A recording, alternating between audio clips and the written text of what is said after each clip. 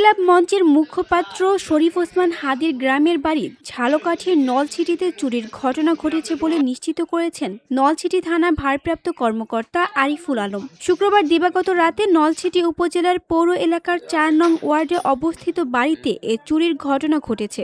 এ সময় তাদের পরিবারের কোনো সদস্য বাড়িতে ছিলেন না। প্রতিবেশী গোলাম কিবরিয়া রিয়াজ জানান, ভোর রাতে নামাজের জন্য বের হলে শরীফ ওসমান হাদির বাড়ির পেছনে দুজনকে দেখতে পেয়ে তাদের সন্দেহ হলে দাঁড়াতে বললে তারা দৌড়ে পালিয়ে যায়।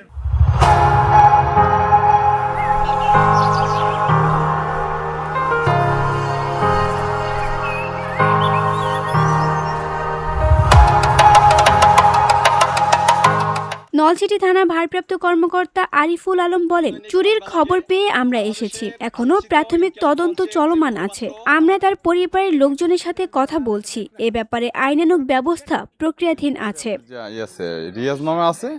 VOD Bangla news desk. ধাওয়া করছে পরে এখান থেকে গেট ওভারটেক করে পালাইছে। এখন